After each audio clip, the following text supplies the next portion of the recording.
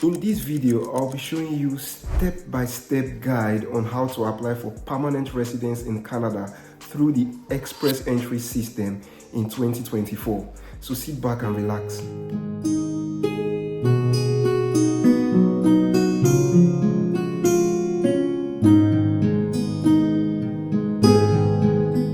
One of the most frequent questions I've been getting on TikTok and Instagram is, how do I go about applying for permanent residence through the Express Entry system? And so I thought it needful to come up with a video that will give a step-by-step guide on what you need to understand to apply for permanent residence under the Express Entry system. Make sure you like and subscribe to this channel because I'll be rolling out some more informative content in the coming days. Thank you. Yeah, so the first thing you want to do is find your National Occupational Classification, NOC.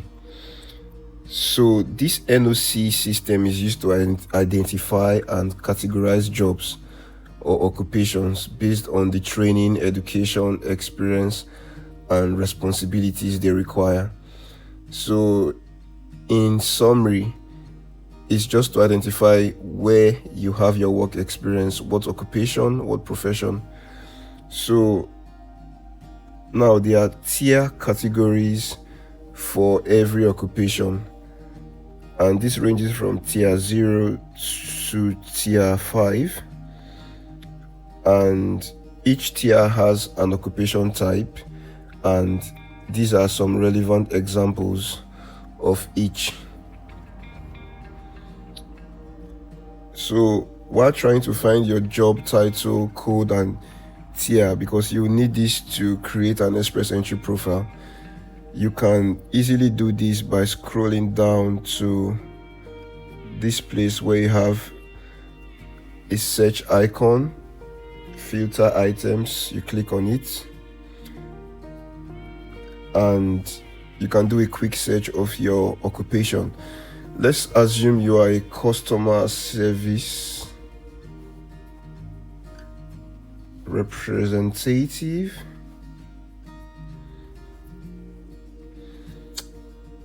So when you go to the search icon and search that up, it's going to highlight the relevant occupations, and there you can see the customer service representatives. The tier category is 4, tier 4, and the NOC code is 64400, and then the class title or the designation or the name of the occupation, customer service representatives. So you can use this very simple search strategy to look up your occupation, tier, category, your NOC code, and the class title. So step 2 is getting your educational credential assessments, also known as ECA, done. So if you have a foreign degree, for example, you read banking and you graduated with a degree in banking from a foreign institution not in Canada, you need to get that degree assessed to make sure it is equivalent to the Canadian standard. And this assessment is done by third parties approved by the IRCC. In the next slide, I would show you the examples of those approved bodies. Evaluating bodies would give you a report that tells you what your education is equal to in Canada. The processing times and costs will vary based on the organization or professional body carrying out the ECA. Now, these are the designated organizations that have been approved by IRCC to conduct ECAs for applicants. But the most common ones used by candidates are the World Education Services, WES, and also the International Qualifications Assessment Service. But most people use the WES to evaluate their degrees. So if you want to evaluate your degree through WES, you click on that link and it takes you to the WES website. You can see more information about how to go about the ECA via WES here.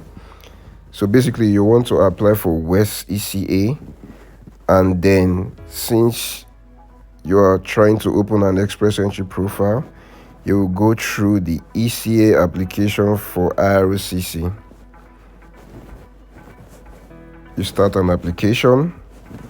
They will ask you for your email, so you put in your email and log in. So when you log in, you will be asked for some documents. You will see the process involved in getting your ECA done. When I did mine, although I didn't use the WES, I used a different body for pharmacists, since I'm a pharmacist. So they requested some documents which I had to mail to the evaluating body in Canada, and they processed the application, and within a few weeks they sent back the evaluation and the report.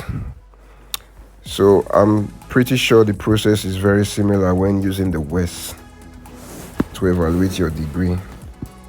It is also important to note that for some specific occupations, especially those who are regulated, like people who have work experience in regulated occupations or occupations that require a license to practice, those occupations usually have specific designated professional bodies for carrying out their document evaluation. For example, specialists and family physicians, their ECA report is done by the Medical Council of Canada, MCC. Pharmacists, the Pharmacy Examining Board of Canada is responsible for doing the document evaluation and assessment. Also, for some professions like law and some specific occupations, they have their own designated professional bodies responsible for carrying out the ECA. Step 3 is language testing. This is one area that most people are dreadful about, but there's really no need to be scared about writing the language test. I believe if you are well prepared, you prepare with the right materials, you will be able to ace this aspect with ease. So you must prove your language skills by taking an approved language test. What are the approved language tests? So if you want to write an English test, CELPIP and IELTS are two options that you can choose from, and if you choose any of them, you must do the general test for that specific test. Do not do the academic test, because that's for a different purpose. For French, you can either do the TEF Canada or TCF Canada. So if you have an English test and you have done an English test and you have some French proficiency, you can also do an additional test in French to add to your express entry score, your express entry CRS score. This would significantly boost your score and increase your chance of being invited. So in this case, let's assume English is your first language, then French becomes your second language. So I'll show you how to calculate your score later on for the different language tests. So basically, these tests are valid for 2 years. So if you took the exam and the result came out, let's assume the result came out December this year, so it will be valid till December 2025. So that's the way it's assessed. So to measure your English or French language levels, there's something that IRCC likes to use. It's called the CLB, CLB stands for Canadian Language Benchmarks. So I'll show you what it means shortly. So let's assume you are immigrating through the Federal Skilled Worker Program and you decided to write the IELTS English Language Testing System. So these are the respective CLB levels for the IELTS test. So in an IELTS test, there are 4 different modules that you are being assessed for. The first is speaking, second is listening, third is reading, and the fourth is writing. So these are just like hypothetical situations. Let's assume you scored 7 in speaking, 8 in listening, 7 in reading, and 7 in writing. You will be allocated a CLB level of 9.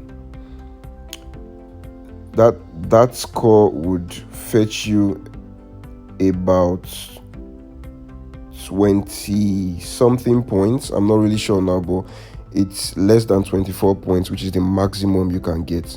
So if you scored a CLB level 10, you will be allocated the maximum points, which is 24 points. For example, in my first IELTS, which I wrote in 2021, I got a 7.5 in speaking, I got 9 in listening, I got 8.5 in reading, and then I got 7.5 in writing. So each of these module score falls within the range under this last column, which is CLB 10. And so I got allocated the maximum amount of points for the IELTS general test, which is about 24 points. So personally, I would say try to aim for a CLB 9 and above, so that you can just have a higher chance of being invited. It should give you a more competitive CRS score. The next step, which is very crucial, is to determine our eligibility for express entry programs. So as earlier said, the express entry system is made up of 3 major immigration programs: the Federal Skilled Worker Program, the Federal Skilled Trade Program, and the Canadian Experience Class. Now let's imagine a situation where you are a foreign skilled worker who has gained foreign experience outside of Canada. Then you will most likely fall within the Federal Skilled Worker Program, FSW. So let's determine our eligibility to apply as a Federal Skilled Worker under the Express Entry system. To determine this, we have to meet minimum requirements for 6 specific metrics or criterion. The first one is skilled work experience. Skilled work experience means that you have worked in one of these NOC tier categories. It must be under tier 0, 1, 2, or 3. Tier 4 and 5 are not eligible for the Federal Skilled Worker Program. However, they may be eligible for the Federal Skilled Trade Program. Please take note of this. Also, your skilled work experience must be in the same type of job as the job that you want to use for your immigration application. This experience must have been obtained within the last 10 years. So any experience that is more than 10 years does not qualify. Your work experience must be paid work. So volunteer experience and internships that are unpaid do not count. Finally, this work experience must be at least 1 year of continuous work. So breaks are not allowed. It must be like continuous work. The second metric is the language ability, which we have already discussed. So you must meet the minimum score required in all 4 modules. The third metric is education. If your education was obtained outside Canada, you must obtain an ECA from a designated organization as discussed earlier. So the selection factors, you must meet all minimum requirements as said earlier in age, education, work experience, whether you have a valid job offer, although this is not compulsory, then your language skills and adaptability. Adaptability means how well you are likely to settle, which directly means your proof of fund. So based on how well you do in each of these 6 factors, you'll be assigned an overall score out of 100. The current pass mark is 67, so you need to score a minimum of 67 eligibility points in order to be eligible to apply as a federal skilled worker for the express entry. So the proof of fund, as said earlier, you must show proof of fund in order to migrate to Canada through the express entry system. The only 2 scenarios where you will not be required to show proof of fund is if you are legally allowed to work in Canada or if you have a valid job offer from an employer in Canada. So these are the specific level of funds required as proof of funds to immigrate to Canada through the express entry system. It's all based on your family size, so take note of this, and this value changes from year to year, so it is important to check the website to verify what the current funds level is.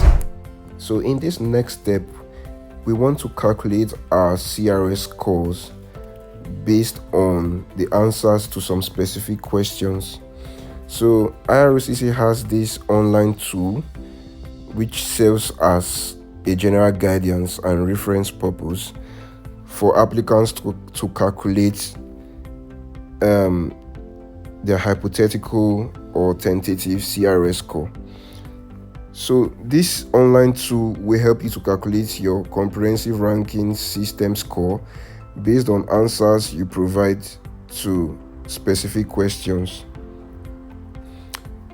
Before we move on, the CRS is a points-based system that IRCC uses to assess and rank your profile in the express entry pool.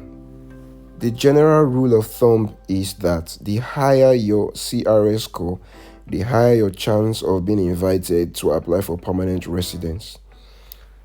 So let's make use of this online tool to see how it works.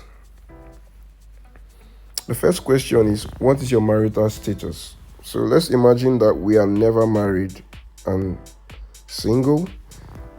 How old are you? So let's imagine we are 32 years of age. What is your level of education? Assume we have a master's degree.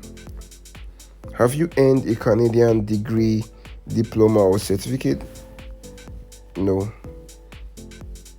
For the official languages, that's your IELTS or your French test. The first question is, are your test results less than 2 years old? Yes. Which test did you take for your first official language? IELTS. What were your test scores? So let's imagine we scored 7.5 in speaking, an 8 in listening, 8.5 in reading, and 7.5 in writing. Do you have other language results? Not applicable.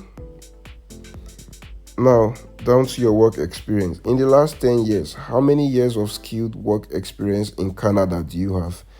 In Canada, we do not have any, so none. So the second question, in the last 10 years, how many total years of foreign skilled work experience do you have? So let's assume we have 5 years of experience, so would fall under the 3 years or more category. Do you have a certificate of qualification from a Canadian province, territory, or federal body? Nope. Additional points. Do you have a valid job offer by labor market impact assessment? No. Do you have a nomination certificate from a province or territory? For now, we'll say no.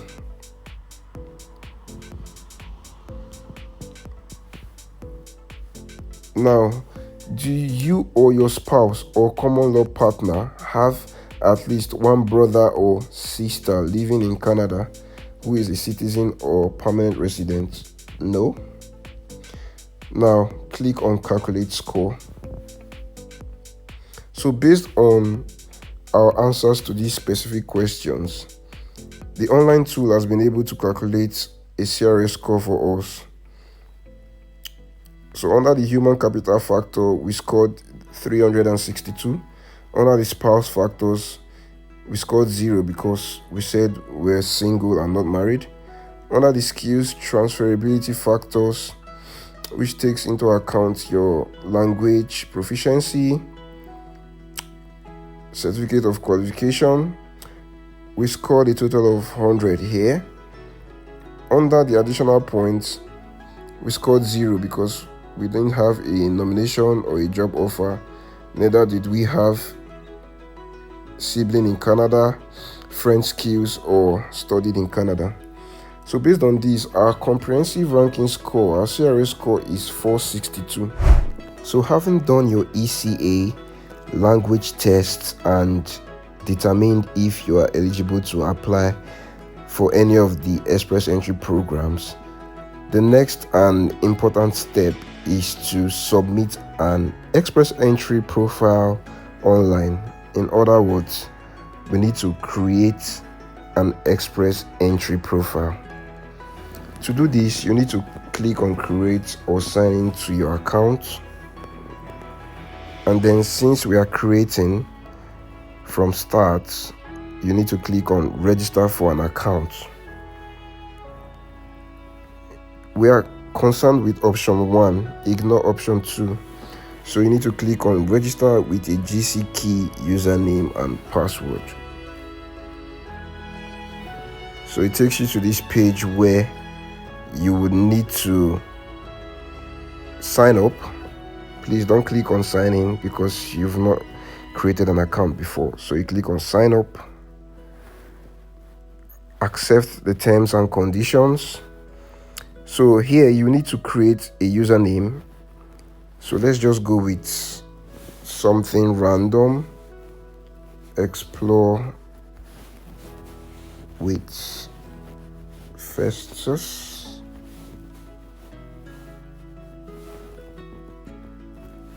Continue. So here you'll be asked to create a password. So after creating a password, you'll be asked for some recovery questions. So let's just give random answers here. Yes, so it has taken us to the main page where we can start creating an account.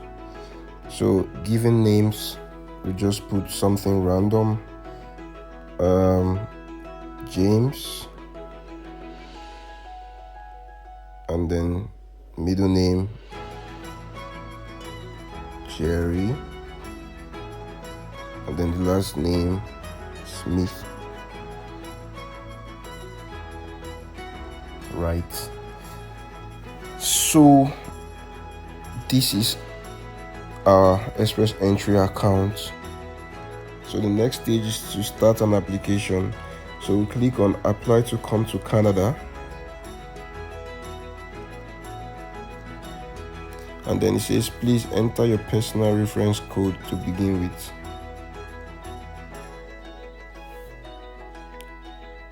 We do not have a personal reference code. So to create an express entry profile, first you need to determine your eligibility, but you need to choose the category. So in this case, we are going with the express entry category, and then it's going to ask us a series of questions. Our profile, based on what we've entered so far. So under your Express Entry profile builder, you have these 6 sections which you will need to fill individually. It's very straightforward. You click on Start From, and then you start to fill your information. As you can see, it already has most of the information because we have filled them. So you will need to enter the other information, and then after you're done, you click on Save and Exit. So you click on Save and Exit. So make sure you complete everything and do not leave any information that you need to fill empty. So you exit, and because we are not filling an actual profile, I do not want to fill every of those sections because some of them contain sensitive information. So but when you are done filling every section, please make sure you click on Transmit the information. So when you transmit the information, everything will be recorded, and then you'll be assigned a CRS score on your Express Entry profile, which you can view under this section. So this is the steps involved, or these are the steps involved in creating an Express Entry profile. So when you've done this, your profile will be entered into the Express Entry pool, and then you can now start expecting an invitation to apply from any of the rounds of invitation. So there are 3 major rounds of invitation for a federal skilled worker. The first round is the general draw. This basically invites applicants from the Express Entry pool based on how high their Express Entry score is. So the general draws, generally the scores are usually very high. For example, this year 2023, the scores have been above 500, so it's very competitive and challenging to get invited through the general draw. But the good news is that sometime this year 2023, early this year, IRCC introduced the category-based draw. The category-based draws invite certain occupations or streams that are highly in demand in Canada. So these streams includes healthcare, science, technology, engineering, and mathematics, that's STEM occupations, trades such as carpenters, plumbers, and contractors, transport, and finally agriculture and agri-food. And then there's also a French stream under the category-based draws. So you do not need to have like exceedingly high scores to be invited under the category-based draws. I've seen people with scores as decent as 462 or even lower get an invitation to apply for permanent residence through the category-based draws. So this is a really welcome development from IRCC. So the final round of invitation is Provincial Nominee Program, which is one of the major ways that people get invited to apply for permanent residence in Canada. So 3 rounds of invitation: the general draw, the category-based draw, and the provincial nominee draw. You can benefit from any of them as long as you have a profile in the Express Entry pool. These are the 7 steps to getting permanent residence in Canada through the Express Entry system.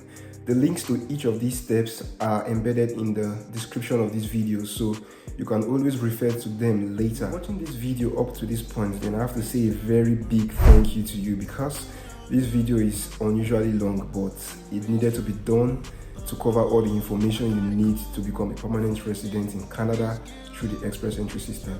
Stay tuned to some more informative content from me, and have a great day. Bye.